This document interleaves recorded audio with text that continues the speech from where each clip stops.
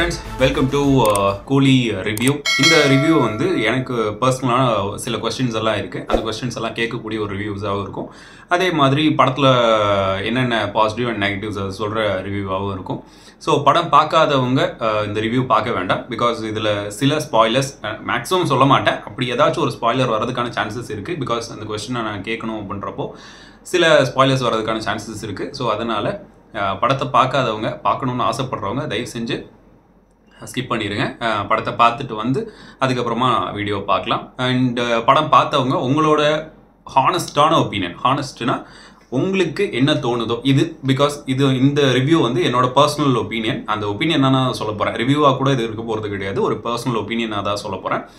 உங்களுக்கு personal opinions இருந்துச்சு அப்படின்னா இந்த ஓட் கேட்டப்போ ஆவரேஜா இல்லை சூப்பராக வேறு லெவலாக இதுக்கப்புறம் டிசப்பாயிண்டடான்னு கேட்டப்போ ஓட் பண்ணிங்களா. ஸோ அதே மாதிரி உங்களுக்கு என்ன தோணுதோ அதை ரொம்ப ஹானஸ்டான முறையில் கீழே கமெண்ட் பண்ணுங்கள். ரிவ்யூக்குள்ளே போகலாம். ஓகே, ஃபஸ்ட்டு இது வந்து என்ன அப்படின்னா படத்தோட பாசிட்டிவ்ஸ் சொல்லிடலாம். பாசிட்டிவ்ஸ் என்ன அப்படின்னா ஷோபின் அப்படின்ற ஒரு கேரக்டர், அந்த கேரக்டர் எதுக்கு நான் ரஜினிகாந்த் சார் சொல்லாமல் இதுக்கு வரேன் அப்படின்றத நான் கடைசியாக சொல்கிறேன். ஷோபின் சார் அப்படின்றவர் வந்து மலையாளம் இண்டஸ்ட்ரியில் ஒரு வேறு லெவல் பர்ஃபார்மர்னா வேறு லெவல் பர்ஃபார்மர். நம்ம மஞ்சுமல் பாய்ஸ்லாம் பார்த்துருப்போம்ல. ஸோ அதை தாண்டி நிறைய படங்கள் இருக்குது. நான் எல்லாத்துக்கும் தெரியணும் அப்படின்றதுக்காக இந்த படத்தை சொல்கிறேன். செம்ம பர்ஃபார்மர். அவரை கூப்பிட்டு வந்து ஒரு சூப்பர் வெயிட்டான ஒரு கேரக்டரை கொடுத்து அவர் அந்த பெர்ஃபார்மன்ஸ் அவர்கிட்ட இருந்து வாங்கி ரொம்பவே சூப்பராக பண்ணியிருந்தார். லோக்கினா சூப்பராக இருந்துச்சு. அதுக்கப்புறம் வந்து சத்யராஜ் சார் ஆஸ் யூஷுவல் அவரோட ஒரு ஒரு ஒரு செட் ஆஃப் ஆடியன்ஸ்க்கு அவர் பண்ணுறது சில இதெல்லாம் ரொம்ப பிடிக்கும். அண்ட் அதே மாதிரி எந்த கேரக்டராக இருந்தாலும் ஈஸியாக அதை உள்வாங்கிட்டு ரொம்ப சூப்பராக பண்ணிடுவார். இது வந்து ரொம்ப நார்மலான கேரக்டர் தான். அவருக்கு ரொம்ப எக்ஸ்ட்ராடினரி சொல்லணும் அப்படின்ற அளவுக்கெல்லாம் உள்ள கேரக்டர் கிடையாது. ரொம்ப நார்மலான ஒரு கேரக்டர், ஆனால் அதை சூப்பராக பண்ணிட்டாரு. அதுக்கப்புறம் உபேந்திரா சார் கன்னடா ஃபிலிம் இண்டஸ்ட்ரியில் காட் லெவல் அப்படின்னு சொல்லுவாங்க. ஸோ அந்த மாதிரி உள்ள ஒரு ஆளை வந்து கூப்பிட்டு வந்து ஆஃப்டர் சத்தியம் படத்துக்கு அப்புறம் இதுதான் வந்து தமிழில் அவர் படன்ற ஒரு படம். அந்த ஒரு கேரக்டரை கொடுத்து ஒரு செம்ம எலிவேஷன், அதாவது எலிவேஷன்னா வேற லெவல் ஒரு எலிவேஷன் கொடுத்து ரொம்ப சூப்பராக பண்ணியிருந்தாங்க. அதுவுமே ரொம்ப ரொம்ப சூப்பராக இருந்துச்சு. அதுக்கப்புறம் சொல்லக்கூடிய ஒரு கேரக்டர்னா ஒரு பொண்ணு கேரக்டர் இருக்கும். அந்த நான் டீட்டெயிலாக சொல்ல விரும்பலை. அந்த ஒரு பொண்ணு கேரக்டர் வந்து ரொம்பவே சூப்பராக இருந்துச்சு, நல்லா இருந்துச்சு. அதை வந்து ஏஜென்ட் டீனா மாதிரி யூஸ் பண்ணியிருந்தாங்க. பார்க்குறதுக்கு ஏஜென்ட் டீனாவோ அப்படின்ற மாதிரி ஒரு ஏஜென்ட் டீனாவோட அதே ஃபீலை தான் கொடுத்துருக்காங்க. ஸோ பார்க்குறதுக்கு அங்கேருந்து இதை எடுத்து வச்ச மாதிரி தான் இருந்துச்சு அப்படின்ற மாதிரி ஒரு ஃபீல் இருந்துச்சு. பட் ஆனால் அந்த கேரக்டரோட எலிவேஷனாக இருக்கட்டும், இல்லை அந்த கேரக்டரோட அந்த சமயத்தில் அது அந்த டீனா மாதிரி ஒரு மாறுற ஒரு சூழ்நிலையாக இருக்கட்டும், நல்லா இருந்துச்சு, சூப்பராக இருந்துச்சு. அதுக்கப்புறம் அனிருத் சாரோட மியூசிக் சொல்லவே வேணாம், சூப்பர், வேறு லெவல், எக்ஸ்ட்ராடினரியாக இருந்துச்சு. எஸ், எப்போவுமே சொல்கிற மாதிரி தலைவர் படத்துக்கு அப்படின்னு வந்துச்சுன்னா அனிருத்தை கையிலேயே பிடிக்க முடியாது அப்படின்ற மாதிரி ரொம்ப சூப்பராக இருந்துச்சு, நல்லா இருந்துச்சு. சில இடங்களில் வந்து ரிப்பீட்டடாக ஒரே டோன் வந்துட்டு இருக்கிற மாதிரியும் ஒரு ஃபீல் இருந்துச்சு. அது எனக்கு மட்டும்தானா இல்லை எல்லாத்துக்குமா அப்படின்னு தெரியல. உங்களுக்கு தெரிஞ்சு அப்படின்னா கமெண்ட் பண்ணுங்கள். உங்களுக்கும் அதே மாதிரி ஒரு ஃபீல் இருந்துச்சு அப்படின்னா சொல்லுங்கள். அதுக்கப்புறமா சினிமோட்டோகிராஃபி அண்ட் ஃபைட் கோரியோகிராஃபி அப்படின்றது வந்து லாஜிக்கை ரொம்ப மீறின லெவல்லையும் இல்லை, அதே மாதிரி லாஜிக்கை தாண்டி ரொம்ப ரியாலிட்டியாகவும் இல்லை. ஒரு கமர்ஷியல் ஃபிலிமுக்கு ஒரு ஸ்டார்ஸ் நிறைஞ்ச ஒரு படத்துக்கு எப்படி இருக்கணுமோ அந்த மாதிரி ரொம்பவே சூப்பராக இருந்துச்சு. அது பார்க்குறதுக்கு திகட்டாத அளவுக்கு இருந்துச்சு, நல்லா இருந்துச்சு. சில ஃபைட் சீன்ஸ் வந்து ரொம்ப லெங்க்தியாக போகிற மாதிரி ஒரு ஃபீல் மட்டும் இருந்துச்சே தவிர அது கொரியோகிராஃபியில் எந்த விதமான ப்ராப்ளத்தையும் கொடுக்கல. இதுவே வந்து நெகட்டிவ்லேயும் வருது, அதை நான் நெகட்டிவில் நான் சொல்கிறேன். கொஸ்டின்ஸ் வந்து தனி, அது வந்து லாஸ்ட் செட்டாக சொல்கிறேன். அதுக்கப்புறம் ஃபைனலி நம்ம ரஜினிகாந்த் சார் அந்த ஏதோ இப்போ வார்த்தை யூஸ் பண்ணிட்டுருக்கானுங்களே, இந்த ஆரா அப்படின்னு சொல்லிட்டு ஒரு வார்த்தை. ஸோ அந்த வார்த்தையை வச்சுக்கிட்டு ரொம்ப பண்ணிட்டாங்களோ அப்படின்ற மாதிரி ஒரு ஃபீல் இருக்குது. எல்லா சீன்லேயுமே வந்து அவரை நிற்க வச்சுக்கிட்டே இருக்காங்க. ஒரு எப்படி சொல்கிறது, இப்போ ஜெயிலர் மாதிரி ஒரு படத்தில் வந்து அவரை நிற்க வச்சதுக்கான ரீசன் சொல்லியிருந்தாங்க. அண்ட் ஏஜ்டு ஒரு பையனுக்கு அப்பா, அதே மாதிரி எக்ஸ் போலீஸ் அப்படின்றப்போ அந்த ஒரு ஏஜ் ரிலேட்டட் உள்ளதையும் அண்ட் மாசையும் எந்த விதத்துலையும் கொஞ்சம் கூட கம்மியே பண்ணாமல் ரொம்ப சூப்பராக சொல்லியிருந்தாங்க. பட் இந்த படத்தில் அவர் நிற்கிறாரு, அடிக்கிறதுக்கு கஷ்டப்படுறது நல்லா தெரியுது. இதுக்காக தான் ஜெயிலரில் அந்த மாதிரி வச்சுருந்தது. அவர் அந்த மாதிரி காணிக்கக்கூடாதுன்னு அண்ணாத்தா படத்தில் நடந்த ஒரு இன்சிடென்ட்ஸ்னாலையும் தர்பார் படத்தில் ரொம்ப ஓவர் டூ பண்ணிட்டாங்க அப்படின்ற மாதிரி உள்ள சில கிரிட்டிசிசம்னாலையும், அது வந்து ஒரு சரியான கிரிட்டிசிசம்னாலையும் இந்த ஜெயிலர் படத்தில் அதை ரொம்பவே சூப்பராக ஹேண்டில் பண்ணியிருந்தாரு நம்ம நெல்சன்னா. பட் இந்த படத்தில் அதை வந்து மிஸ் பண்ணிட்டாங்க. பட் இருந்தாலும் அவரோட அந்த ஃப்ளாஷ்பேக் போர்ஷன்ஸ் இதெல்லாம் வரும்போது மரணத்தனமாக இருக்குது, ரொம்ப சூப்பராக இருந்துச்சு. எலிவேஷன் அப்படின்னு கிடைக்கிறதே வந்து அந்த ஃப்ளாஷ்பேக் போர்ஷனில் அத்தனை ஆடியன்ஸுமே ரொம்ப சூப்பராக கைத்தட்டினாங்க, அந்த அளவுக்கு இருந்துச்சு. அவரோட அந்த பழைய வாய்ஸை யூஸ் பண்ணியிருந்தது பிரில்லியன்ட். லோகேஷ்னா வந்து ஒரு இன்டர்வியூவில் சொல்லியிருந்தாரு, அந்த மாதிரி நாங்கள் ஒன்று டிஃப்ரெண்ட்டாக ட்ரை பண்ணியிருக்கோம் அப்படின்னு. பட் சத்தியமாக இது எதிர்பார்க்கல. எல்லாரும் சொல்லிட்டு இருந்தாங்கல்ல, எஸ்கே நான் வந்து பழைய ஃப்ளாஷ்பேக்கில் வர ரஜினி சார் வருவாங்க, ஸோ அதெல்லாம் சொல்லிட்டு இருந்தாங்க. அதெல்லாம் எதுவும் கிடையாது. இது எல்லாத்துக்கும் தெரிஞ்சதா, நேரம் எல்லாத்துக்கும் தெரிஞ்சிருந்திருக்கும். ஸோ அதனால நான் சொல்கிறேன், அதெல்லாம் எதுவும் கிடையாது. அது அந்த மாதிரி எக்ஸ்பெக்டேஷனோட தயவு செஞ்சு போயிடாதீங்க. இப்போது பாசிட்டிவ்லாம் சொல்லிட்டேன்னு நினைக்கிறேன். நெகட்டிவ்க்கு வரலாம். நெகட்டிவ் அப்படின்றப்போ ஸ்டோரி. இன்ன வரைக்கும் வந்த லோகினா படத்தில் இதுதான் வந்து weakest story and screenplay line அப்னு நான் நினைக்கிறேன். என்ன அப்படின்னா, விக்ரம்னு ஒரு படம் உங்கள் எல்லாத்துக்கும் தெரியும். ஏஜென்ட் டீனான்னு ஒரு கேரக்டர், அந்த கேரக்டரை எங்கேயுமே பெருசாக எதுவும் பூஸ்ட் பண்ணியிருக்க மாட்டாங்க. அப்படியே சும்மா அந்த வீட்டு வேலை செய்கிற மாதிரி ஒரு பொம்பளை அப்படின்ற மாதிரி தான் காமிச்சிக்கிட்டே இருப்பாங்க ஒரு இடத்துலையுமே. அந்த சீனில் வந்து நிற்கும்போது கமல் சாரை நம்ம மறந்துடுவோம். அந்த அம்மாவை தான் நம்ம வந்து கேரக்டரில் வச்சுருப்போம். அந்த அம்மா எடுத்து அடிக்கிற ஒரு சீனுக்கும் கிளாப் வந்துகிட்டே இருந்தது. அந்த அளவுக்கு ஒரு டிஃபைன்டு ஆக்ஷனாக இருந்துச்சு அந்த இடம். பட் இதில் அந்த மாதிரி ஒரு இடத்தையுமே நம்ம பார்க்க முடியல, எக்ஸப்ட் அந்த பொண்ணோட அந்த ஒரே ஒரு இதை மட்டும். விக்ரம் படத்தில் நான் சொல்கிறது வந்து அந்த ஒரு சீனை மட்டும் இல்லாமல் ஒட்டுமொத்த ஃபிலிமாகவும் சொல்கிறேன். ஃபஹத் ஃபாசில் சார் வரதா இருக்கட்டும், ஃபஹத் ஃபாசில் சார் வந்து அந்த ஒன்றா கண்டுபிடிச்சிட்டே வந்து கடைசியில் அந்த ப்ராஸ்டியூட் நடக்கிற இடத்துல போய் அங்கே நடக்கிற ஒரு விஷயமா இருக்கட்டும், ஒரு லாங் ஷாட் போயிட்டு மறுபடியும் ஜூம் இன் வரதா இருக்கட்டும். அதுக்கப்புறம் டெஃபினட்டாக எல்லாத்துக்கும் தெரியும், ஃபஸ்ட்டு இதுலேயே செத்துருக்க மாட்டார். அண்ட் அந்த இன்டர்வல் போர்ஷனில் தான் வந்து நிற்க போகிறாரு. அந்த இன்டர்வல் போர்ஷனில் மாஸ்கெல்லாம் போட்டுட்டு நிற்கிறது அவர் தான் அப்படின்னு பார்க்குற தியேட்டரில் இருக்கிற ஒட்டுமொத்த ஆடியன்ஸுக்கும் தெரியும். பட் இருந்தாலும் அந்த இன்டர்வெல்ல அவரை மாஸ்கை கழட்டும் போது ஒரு சத்தம் வரும்ல, அந்த தியேட்டரே அலரும்ல, அதெல்லாமே வந்து இதில் மிஸ்ஸிங். அதே மாதிரி அந்த first interval Fahadh Faasil sir தான் அந்த டோட்டலாக கொண்டு போயிட்டுருப்பாரு. நம்மளுக்கு கொஞ்சம் கூட போரே அடிக்காது. பட் இதில் அது இல்லை. இது எதுக்கு அந்த படத்தையே ரெஃபர் பண்ணுறேன் அப்படின்னா இவங்க கிட்டத்தட்ட அந்த படம் மாதிரி தான் அப்படின்ற மாதிரி சொல்லிட்டாங்க. அண்ட் ஃபைனலாக ஏ சர்டிஃபிகேட் கொடுத்தது எதுக்கு அப்படின்றதையும் இப்போ வந்து ரிவீல் பண்ணியிருக்காங்க. ஏ சர்டிஃபிகேட் கொடுத்தது not because of violence, because இதில் எல்லா படத்துலையும் இருக்கிற மாதிரி அதே செட் ஆஃப் வயலன்ஸ் தான் இருக்குது. புதுசாக எதுவும் ரத்தம் தெறிக்க என்னது தலையை வெட்டி கொண்டு போகிறது அதெல்லாம் எதுவுமே கிடையாது. ஒரு சிம்பிளான ஒரு சண்டை தான். அதுக்கு ஏ சர்டிஃபிகேட் கிடையாது. இதில் வந்து இந்த ஹார்பர் மாதிரி ஒரு இடம் இருக்கும். அந்த ஹார்பரை வந்து கவர்மெண்ட்டுக்கு சொந்தமான ஒரு ஹார்பரில் இந்த மாதிரி தப்பான விஷயங்கள் நடக்கிற மாதிரி காணிச்சதுக்கும் அப்புறம் இன்னொரு விஷயத்துக்கும் சேர்த்து தான் ஏ சர்டிஃபிகேட் கொடுத்துருக்கோம். ஸோ வயலன்ஸ்க்காக கிடையாதுன்னு சொல்லியிருந்தாங்க. அப்புறம் செகண்ட் ஆஃப் ஃபர்ஸ்ட் ஆஃப் வந்து ஒரு ஃப்ளாட்டாக அப்படியே போகுது. ப்ரீ இன்டர்வெல்ல ஒரு ட்விஸ்ட் ஒன்று ரிவீல் ஆகுது. அதுக்கப்புறம் இன்டர்வெல்ல வந்து நிற்குது. இன்டர்வெல்ல அந்த ரஜினி சார் வந்து நிற்கிற போர்ஷன் வந்து ரொம்பவே சூப்பராக இருந்தது, அவ்வளோ நல்லா இருந்தது. அதுக்கப்புறம் ஒரு ட்விஸ்ட் வந்து ரிவீல் ஆகுது. அதுக்கப்புறம் அப்படியே ஃப்ளாட்டாக இருக்குது. எதுக்காக படம் பண்ணுறீங்க, யாருக்காக படம் பண்ணுறீங்க, இதுதான் நான் கேட்கக்கூடிய கொஸ்டின். ஆடியன்ஸ்கிட்ட இருக்கிற ஒரு 140 ரூபா தான் வந்து உங்களுக்கு ரொம்ப முக்கியம் அப்படின்னு நீங்கள் எதிர்பார்த்தீங்க அப்படின்னா கன்ஃபார்மாக அது இந்த மாதிரி படமாக இருக்கிறதுக்கான வாய்ப்பே இல்லை. ஏன்னா விக்ரம் நீங்கள் கடைசியாக எடுத்த படத்தில் எந்த விதமான ப்ராப்ளமே இல்லாமல் சொல்லியிருந்தோம். விஎஃப்எக்ஸ் மட்டும் ஒரு சின்ன பிரச்சனையாக இருக்குது அப்படின்னு சொல்லியிருந்தாங்க. எல்லாருமே அதை சொல்லியிருந்தாங்க, அதை அக்செப்ட் பண்ணிட்டீங்க, எல்லாமே ஓகே. அதுக்கப்புறம் லியோ படத்தில் ஃப்ளாஷ்பேக் சீன் வந்து அந்தளவுக்கு இல்லை, ஃப்ளாஷ்பேக் சீன் தேவையே இல்லை, இது வந்து ஒரு ஃபோர்ஸ் ஃபிட் பண்ண மாதிரி இருந்தது அப்படின்னு எல்லாரும் சொல்லியிருந்தோம். அதை நீங்கள் அக்செப்ட் பண்ணிட்டீங்க. ஆனால் அதுவுமே வந்து ஃபேக் ஃப்ளாஷ்பேக்காக இருக்கும் அப்படின்ற மாதிரி சொல்லியிருந்தீங்க. இந்த படத்தில் ஃப்ளாஷ்பேக்கை தவிர மற்ற எந்த போர்ஷன்ஸுமே சரியில்லை அப்படின்னு சொல்கிறோம். ஸோ இதுக்கு என்ன பண்ணுவீங்க அப்படின்னு எனக்கு தெரியல. அண்ட் அதே மாதிரி ஒரு படத்தில் ஸ்க்ரீன் பிளே நீங்கள் இன்டெலிஜென்ட்டாக ட்ரீட் பண்ணியிருக்கீங்க அப்படின்னா அது ஆடியன்ஸ்க்கு புரியணும். உங்ககிட்ட வந்து படம் பார்க்குற ஆடியன்ஸ் வந்து வெறும் ஏ கிளாஸ் சென்டர் ஆடியன்ஸ் மட்டும் கிடையாது, பிஎன்சி பிஎன்சியில் தான் அதிகமான வசூலும் உங்களுக்கு வரும். ஸோ அப்படின்றப்போ இது எல்லாத்துக்கும் புரிகிற மாதிரி உள்ள ஸ்க்ரீன் பிளேயாக இருந்தால் பெட்டராக இருந்திருக்கும். இது அந்த மாதிரி இல்லை.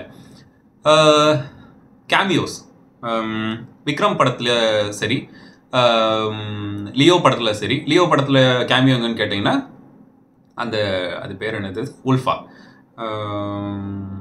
ஹைனா, அதுதான் வந்து கேமியோ. ஸோ அந்த கேமியோ வரும்போது ஓரளவுக்கு நல்லா தான் இருந்துச்சு. மற்ற படத்தை கம்பேர் பண்ணும்போது நல்லா தான் இருந்துச்சு. விக்ரம் படத்தில் ரோலெக்ஸ் அப்படின்ற ஒரு கேரக்டருக்காக நீங்கள் பில்ட் பண்ண அந்த 2 minutes வந்து படம் ஃபுல்லாக நீங்கள் பில்ட் பண்ணியிருப்பீங்க. ரோலெக்ஸ்க்கு தெரிஞ்சான்னு பில்ட் பண்ணியிருப்பீங்க. ஆனால் அது எதுக்குமே பெரிய அளவுக்கு ஹைப் கொடுத்து வச்சிருக்க மாட்டீங்க. எண்டில் செம்ம ஹைப்போடு வந்து நின்றுட்டு இருக்கும் அந்த கேரக்டர்.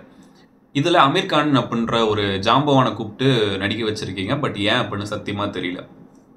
வராரு, பீடி விளம்பரத்தில் வர மாதிரி பற்ற வைக்கிறாங்க, போயிடுறாங்க. அவ்வளோதான் சீன் இருக்குது. இது எதுக்கு அப்படின்னு சத்தியமாக தெரில. ஃபஸ்ட்டு இந்த பேன் இண்டியன் கல்ச்சருக்காக இந்த கேரக்டர் எடுக்கிறீங்களா அப்படின்னும் தெரியல.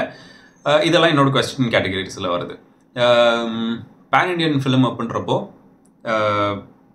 நம்மளோட கதை அது எல்லாத்துக்கும் போய் ரீச் ஆகணும், எல்லாத்துக்கும் பிடிச்ச மாதிரி இருக்கணும். அதுதான் வந்து பேன் இண்டியன் அப்படின்னு நான் நினைக்கிறேன், நான் நம்புகிறேன். ஆனால் இப்போ வர படங்களில் என்ன பண்ணுறாங்க அப்படின்னா, ஒரு ஸ்டேட்லேருந்து ஒரு ஆளை கூப்பிட்டு வர்றது, அவங்களுக்கு ஒரு சீனை கொடுக்க வேண்டியது அண்ட் அதை பெர்ஃபார்ம் பண்ண வேண்டியது, இதை தான் வந்து பேன் இண்டியன் அப்படின்னு நினச்சிட்டு இருக்காங்க. ஹைப் இல்லாமல் எப்படி இருக்கும்? சீரியஸாக சொல்கிறேன், இது ஹைப் இல்லாமல் எப்படி இருக்கும்?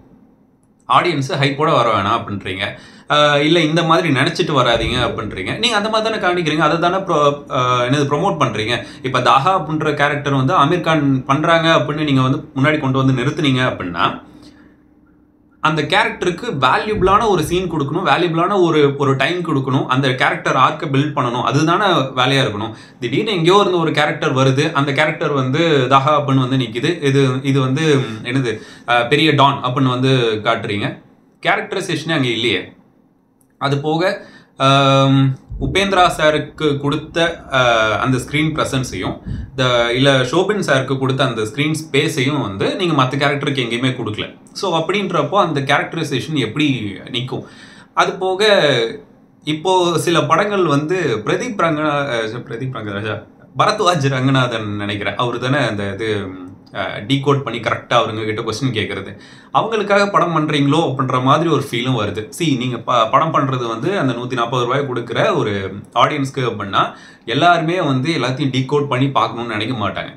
நீங்கள் டீகோட் பண்ணணுன்னு நினைக்கிற விஷயத்தை நீங்கள் ஒழிச்சு எங்கேயாச்சும் வைக்கலாம். அது இதை தேடி கண்டுபிடிக்கணும்னு நினைக்கிற ஆடியன்ஸ்க்கு மட்டும் ஃபைன் பண்ண முடிஞ்சால் நல்லது. அப்படி இல்லை அப்படின்னா நார்மலாக பார்க்குற ஆடியன்ஸ்க்கு அது எந்த விதத்துலையும் உறுத்தவே கூடாது. இது ஏன் இங்கே இருக்குது, இவன் எப்படி இங்கேருந்து இங்கே வந்தான் அப்படின்ற மாதிரி உறுத்தவே கூடாது. மற்ற படங்களில் நீங்கள் இதை கரெக்டாக ஃபாலோ பண்ணியிருந்தீங்க. மாஸ்டரில் வந்து அந்த ஆரோ சீன் வந்து சரியில்லைன்னு சொல்லியிருந்தோம், அதை ஏற்றுக்கிட்டீங்க. அதே மாதிரி விக்ரம் படத்தில் விஎஃப்எக்ஸ் சரியில்லைன்னு சொன்ன ஏற்றுக்கிட்டீங்க. லியோ படத்தில் ஃப்ளாஷ்பேக் சரியில்லைன்னு சொன்னோம், அதையும் அக்செப்ட் பண்ணிட்டீங்க. பட் ஃப்ளாஷ்பேக் சீன் வந்து ஃபேக் அப்படின்னு சொல்லியிருந்தீங்க. இப்போ இந்த படத்தில் எதை எப்படி நீங்கள் வந்து எங்ககிட்ட சொல்ல போகிறீங்க அப்படின்னு எங்களுக்கு தெரியல. பிகாஸ் இதுக்கெல்லாம் ஆன்சர் கிடைக்கணும்ல. ஏன்னா இன்னைக்கு படம் பார்க்க வந்த ஆடியன்ஸில் 50% பேர் வந்து ரஜினிகாந்த் சாருக்காக வந்திருந்தாங்க அப்படின்னாலும், இன்னொரு 50% செட் ஆஃப் ஆடியன்ஸ் வந்து உங்களுக்காக மட்டும்தான் வந்திருந்தாங்க. லோகேஷ் கனகராஜ் அப்படின்ற ஒரு பேருக்காக மட்டும்தான் வந்திருந்தாங்க, இன்க்ளூடிங் மீ. நானும் வந்து அந்த பேருக்காக தான் வந்திருந்தேன். பிகாஸ் உங்களோட எல்லா படமும் எனக்கு ரொம்ப ரொம்ப ரொம்ப பிடிச்ச படங்கள். ஈவன் லியோ இல்லாத நிறைய பேருக்கு வந்து பிடிக்கல அப்படின்ற மாதிரிலாம் சொல்லியிருந்தாங்க. இன்க்ளூடிங் ஃப்ளாஷ்பேக் சீனையும் சேர்த்து எனக்கு பிடிச்சிருந்தது. ஃப்ளாஷ்பேக் சீன் ஃப்ளாட்டாக தான் இருந்தது, பட் இருந்தாலும் எனக்கு பிடிச்சிருந்தது. அண்ட் நீங்கள் அதை சொன்ன விதம், ஃப்ளாஷ்பேக் மேபி ஃபேக்காக இருக்கலாம் அண்ட் இதெல்லாம் சொல்லியிருந்தீங்களா, அதெல்லாம் ஓகே அப்படின்ற மாதிரி இருந்துச்சு. பட் இந்த படம் அப்படி கிடையவே கிடையாது.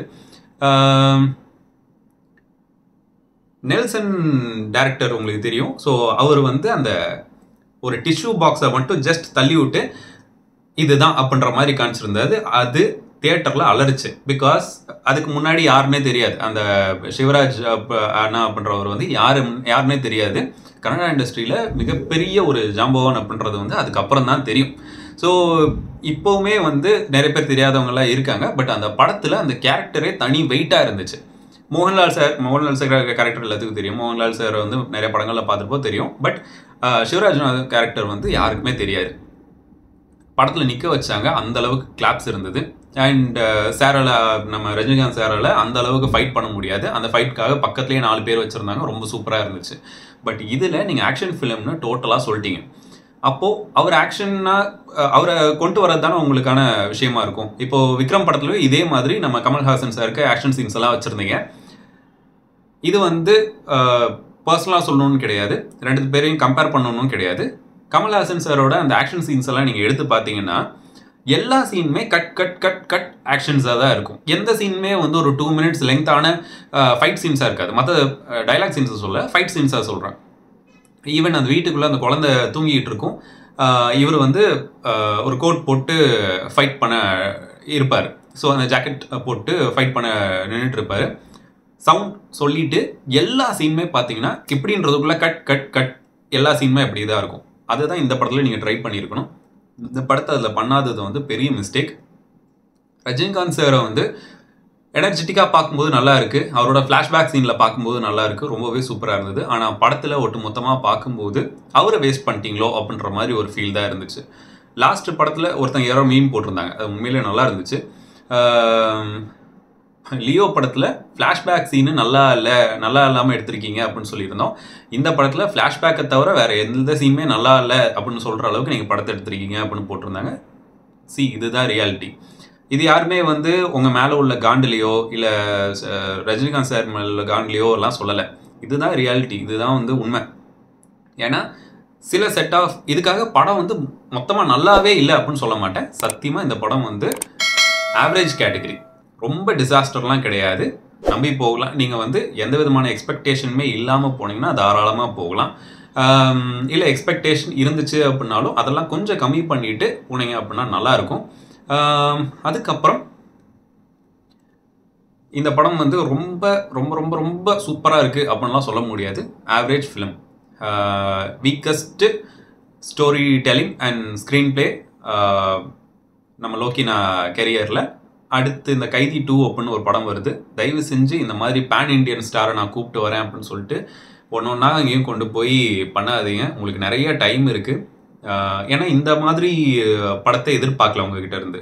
கூலி அப்படின்னு ஒரு படம் 1000 crore டச் பண்ணும் அப்படின்னு சொல்லி தான் இன்ன வரைக்கும் உங்ககிட்ட வெயிட் பண்ணிட்டு இருந்தது. எஸ், ஆப்வியஸாக ஆடியன்ஸ் கிட்ட அந்த எதிர்பார்ப்பு இருக்க தான் செய்யும். ஏன்னா ஒரு படம் நல்லா இருக்குதுன்றதை தாண்டி மற்ற ஸ்டேட்டெல்லாம் அவ்வளோ கலெக்ட் பண்ணுது அப்படின்னு. ஏன்னா கலெக்ஷனை பற்றி நீங்கள் கேட்கக்கூடாது அப்படின்னு சொல்கிறீங்க, பட் அதுக்கான ரைட்ஸ் கிடையாது உங்களுக்கு. ஏன்னா ஒரு டேரக்டர் அந்த அளவுக்கு பண்ணுறாரு அப்படின்னா அவங்க மேலே அவங்களோட நம்பிக்கை வச்சுருக்கோம் அப்படின்னா அட்லீஸ்ட் படத்தை நல்ல முறையில் கொடுக்குறது உங்களோட கடமையாக இருக்கும்னு நினைக்கிறேன். ஏன்னா விக்ரம் படத்தை கொடுத்தீங்க, ரொம்ப சூப்பராக இருக்குன்னு உங்களை புகழ்ந்தோம், அவ்வளோ நல்லா இருக்குது. கைதி படத்தை கொடுத்தீங்க, அவ்வளோ சூப்பராக இருக்குன்னு புகழ்ந்தோம், ரொம்ப நல்லா இருக்குன்னு சொன்னோம். அதுக்கப்புறம் மாஸ்டர் படத்தை கொடுத்தீங்க, ஏதோ ஒரு சில சீன்ஸை தவிர மற்றது எல்லாமே வந்து சூப்பராக இருந்துச்சு அப்படின்னு நாங்கள் உங்கள்கிட்ட சொன்னோம். அண்ட் ஜேடி அப்படின்ற ஒரு செம வைபான கேரக்டர் கொடுத்துருந்தீங்க, ரொம்பவே நல்லா இருந்தது. விக்ரம் அப்படின்ற யாருமே எதிர்பார்க்காத ஒரு நேரத்தில் கமல் சாருக்கு ஒரு ஹிட்டை கொடுத்துருந்தீங்க, அது வேற லெவலில் இருந்துச்சு. அதுக்கப்புறமா லியோ கொடுத்தீங்க, ஒரு செம்மையான அட்டெம்ப்ட்டு, அதை ரொம்ப நல்லா எக்ஸிக்யூட்டும் பண்ணியிருந்தீங்க, ஒரு சின்ன மிஸ்டேக்கை தவிர.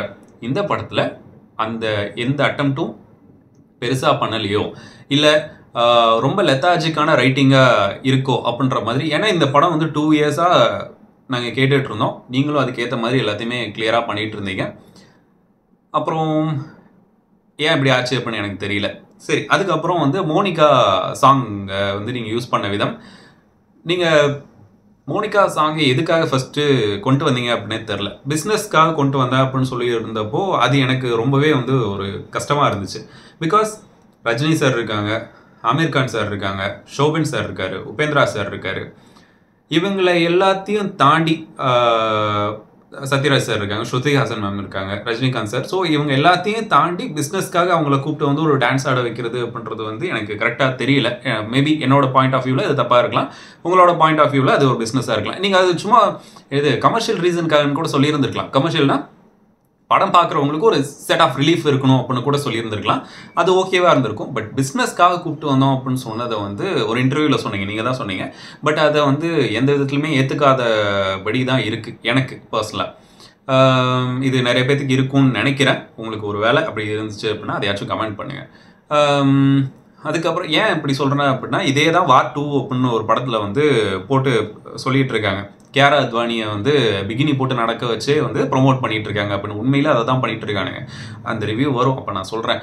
இப்போ என்ன அப்படின்னா நீங்கள் அதே தான் யார் பூஜா ஹெக்டே மேம் வச்சு ட்ரை பண்ணியிருக்கீங்க. அதை நீங்கள் அது ஜஸ்ட் இவ்வளோ இன்டென்ஸாக ஒரு கதை போயிட்டு இருக்கு, ஜஸ்ட் ஃபார் ரிலீஃப்க்கு யூஸ் பண்ணியிருந்தேன் அப்படின்னா கூட பரவாயில்ல. எதுக்கு பிஸ்னஸ்க்காக யூஸ் பண்ணேன்னு சொல்கிறீங்க? இது இந்த 5 பேர் கொடுக்காத பிஸ்னஸை இந்த ஒரு சாங் கொடுக்க போதா, இந்த சாங்கில் இவங்க ஆடினது கொடுக்க போகுதா அப்படின்றது எனக்கு சத்தியமாக தெரியல. அது எந்த அளவுக்கு அது நேர்மறையாக இருக்கும் அப்படின்னு எனக்கு தெரியல. ஸோ இதுதான் வந்து என்னோட சைட் ஆஃப் கொஸ்டின்ஸ். ஒன்று, நீங்கள் கேமியோஸ் பர்ஃபார்மன்ஸை யூஸ் பண்ணுது, அதுக்கப்புறம் இந்த சாங் எப்படி யூஸ் பண்ணுது, அதுக்கப்புறம் ஸ்டோரி டெல்லிங் அண்ட் ஸ்க்ரீன் பிளேவை வந்து இன்டெலிஜென்ட்டாக கொண்டு போகிறேன் அப்படின்னு சொல்லிட்டு யாருக்குமே புரியாத மாதிரி கொண்டு போனது. எதுக்கு இங்கே அப்படின்றது எனக்கு தெரியல. இது வந்து லீனியராக ஒரே ஸ்டோரியாக கொண்டு போயிருந்தாலும் கூட இன்னும் ரொம்ப சூப்பராக இருந்திருக்கும். அதுக்கப்புறம் ரஜினி சாரை வந்து எதுக்காக அப்படி கொண்டு வந்தீங்க அப்படின்னு தெரியல. எதுக்காக கொண்டு வந்தீங்க மீன்ஸ் கொண்டு வந்திருக்கீங்க, அது சரியாக யூஸ் பண்ணலை அப்படின்றத வந்து நான் ரொம்ப ஸ்ட்ரைட் ஃபார்வர்டாக சொல்ல வேண்டியதாக இருக்குது. ஏன்னா நம்ம விரும்புகிற ஒரு டைரக்டர், நம்ம விரும்புகிற ஒரு ஆள் வந்து ஒரு படத்தில் ஒரு தப்பு பண்ணிட்டாங்க அப்படின்னா அதை பூசி மொழி சொல்கிறத விட டேரெக்டாக சொல்கிறது வந்து ரொம்ப நல்லது அப்படின்னு நினைக்கிறேன். அது அவங்களோட அடுத்த படத்துக்கு கன்ஃபார்மாக யூஸ் ஆகும். பிகாஸ் அடுத்த படம் வந்து Kaithi 2 whole India and whole நேஷனே வெயிட் பண்ணி காத்துட்ருக்க ஒரு படம் அப்படின்னு நான் நினைக்கிறேன். ஏன்னா கைதி 1 இருந்துச்சு, விக்ரம், எல்சியூ, அந்த யூனிவர்ஸ்க்கே அந்த ஒரு பிராண்டுக்கே வந்து இங்கே நிறைய பேர் இருக்காங்க. இதில் எங்கேயுமே வந்து ஃபோர்ஸ் ஃபிட் பண்ணாமல் ஒரு கேரக்டருக்கு ஒரு சின்ன கேரக்டராக இருந்தாலும் எலிவேஷன் கொடுக்கக்கூடிய ஒரு ஆள் அப்படின்னு தான் லோகேஷ் கனகராஜா தெரியும். அந்த லோகேஷ் கனகராஜா எங்களுக்கு வேணுமே தவிர இந்த மாதிரி இந்த முகம் ஒரு தெரிஞ்ச முகம், அந்த முகத்தை எடுத்து நான் இங்கே வைக்கிறேன், ஸோ இது பேன் இண்டியன் ஹிட் ஆகும் அப்படின்ற லோகேஷ் கனகராஜ் எங்களுக்கு தேவையில்லை. அது எல்லாத்துக்கும் தெரியும், உங்களுக்கும் தெரியும். பிஸ்னஸ் பர்பஸ்க்காக இல்லை 1000 கோடி அடிக்கணும் அப்படின்றதுக்காக நீங்கள் ஆட்களோட முகத்தை எடுத்து வச்சிங்க அப்படின்னா அது உங்களுக்கு பிஸ்னஸை தராது. அண்ட் அந்த ஒரு ரீச்சையும் உங்களுக்கு கொடுக்காது. ரீச் கொடுக்கும் மேபி, உங்களுக்கான அந்த டைரக்டர் அப்படின்ற பட்டத்தை மறந்துட வேண்டியதான். ஓகே, ஒருத்தவங்க சொல்லியிருந்தாங்க, இது கொஞ்சம் ஹார்ஷாக தான் இருந்துச்சு கேட்குறதுக்கு, பட் இருந்தாலுமே வந்து ஒருவேளை இவங்க சொன்னது உண்மையாயிருமோ அப்படின்னு தோணுது. அது நான் சொல்கிறேன், இது கடைசியாக சொல்லி முடிச்சுக்கிறேன். உங்களுக்கு அது வந்து சரின்னு தோணுச்சுன்னா நீங்கள் சரின்னு சொல்லுங்கள், இல்லைன்னா தப்புடா அப்படின்னு டேரெக்டாக எனக்கு கூட சொல்லுங்கள். ஏன்னா நானும் இப்போ இவ்வளோ சொன்னது வந்து என்னோட பர்சனல் ஒப்பீனியன். இதில் தப்பும் இருக்கலாம், சரியும் இருக்கலாம். ஏன்னா அது டிஃப்ரென்ஸ் ஆஃப் ஒப்பீனியன் கன்ஃபார்மாக இருக்கும். அவங்க சொன்னது என்ன அப்படின்னா, எப்படி கார்த்திக் சுப்ராஜ் அப்படின்ற ஒரு டைரக்டரை பீட்சா, ஜிகர்தண்டா இந்த 2 மாஸ்டர் பீஸை மட்டுமே வச்சு வந்துட்டு இருக்க அந்த ஒரு ஆளை நம்ம வந்து லெஜண்ட் அப்படின்னு நம்ம சொல்கிறோமோ, ஐ மீன் நல்ல ஒரு சூப்பர் டைரக்டரா அப்படின்னு ஓவர் ரேட் பண்ணுறோமோ, அதே மாதிரி தான் கைதி, விக்ரம் அப்படின்னு 2 படங்களை கொடுத்த 2 அன்எக்ஸ்பெக்டட் ஃபிலிமை கொடுத்த ஒரு டைரக்டர் லோகேஷ் கனகராஜை நம்ம ஓவர் ஹைப் பண்ணுறோமோ அப்படின்ற மாதிரி சொல்லியிருந்தாங்க. இது நிறைய பேர் சொல்லியிருக்காங்க. இது எனக்கு இப்போ வரைக்கும் தோணலை. பட் இதுக்கு மேலே இந்த மாதிரி படங்கள் கொடுத்தா உண்மையிலேயே அது உண்மைதானோ அப்படின்ற மாதிரி ஃபீல் எனக்கும் வந்துடும். ஸோ முடிஞ்ச அளவுக்கு பார்த்து பண்ணுங்கள். இது நீங்கள் பார்ப்பீங்களா பார்க்க மாட்டீங்களாலாம் எனக்கு தெரியாது. பட் உங்களோட ஃபேன்ஸ் இதுதான் எதிர்பார்க்குறாங்க. நானும் உங்கள் ஃபேன் தான். ஸோ உங்களோட ஃபேனாக நான் இது சொல்ல வேண்டியது என்ன அப்படின்னா, எங்களுக்கு தேவை கதை தானே தவிர உங்களோட அந்த பிராண்ட் பண்ணுற ஆர்டிஸ்ட் அண்ட் அது பேர் என்னது ஸ்டார்ஸ் கிடையாது. எங்களுக்கு வந்து நீங்கள் ஏஜென்டினா கேரக்டர் கூப்பிட்டு வந்தீங்கன்னா அதுதான் எங்களுக்கு ஸ்டார்.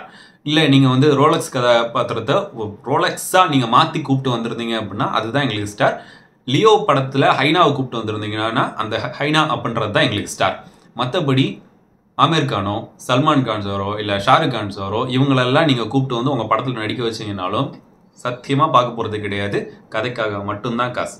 ஸோ இதுக்கு மேலே இது ரொம்ப பேச வேணாம் அப்படின்னு நினைக்கிறேன். இதுவே ரொம்ப டைம் ஆயிடுச்சு. ஸோ இது வந்து என்னோட பர்சனல் ஒப்பீனியன். உங்களுக்கு கன்ஃபார்மாக இதில் நிறையா டிஃப்ரென்ஸ் ஆஃப் ஒப்பீனியன் இருக்கும்.